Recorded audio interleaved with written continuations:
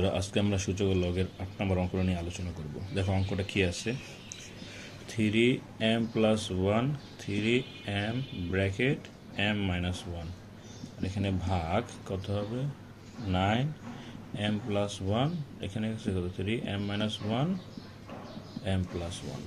তো দেখো কীভাবে হবে।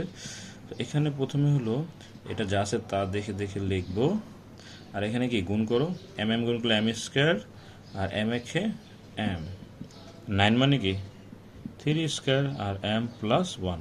তারপর কি এটা সূত্র করো a + b a - b, তার মানে কি a² - b²। ঠিক আছে, তো পরেরটা দেখো। এখন এখানের কাজ হলো এটা যা আছে তাই লিখবো, m + 1 3m² - m ভাগ এখানে যে 2টা ছিল না, এটা গুণ করবো আমরা। হ্যাঁ, 2m + 2, আর নিচে যা ছিল তাই বসাবো 3m² - 1। চলো তারপরের কাজটা একটু দেখি। আর এই 2 3 থেকে একটা 3 কমন নিব, তাহলে কি হবে, উপরেরটা যা ছিল তাই বসাবো, যখন নিচেরটা বসাবো তখন চিহ্নগুলো চেঞ্জ করতে হবে, আর এই মাইনাসটা প্লাস দিতে হবে।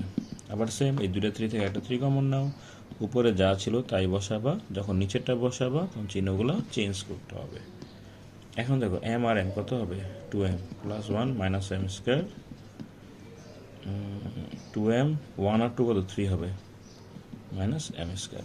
আর এই 2 3 থেকে একটা 3 কমন নাও, 2m + 1 - m², এই ভাগ আছে এর জন্য বিয়োগ দিব। হ্যাঁ, চিহ্নগুলো চেঞ্জ করে ফেলতে হবে।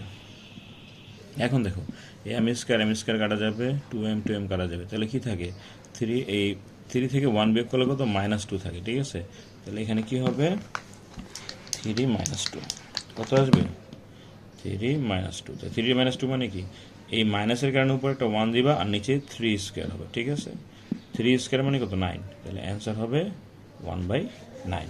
তোমরা অঙ্কটা বারবার টেনে টেনে দেখে নিও।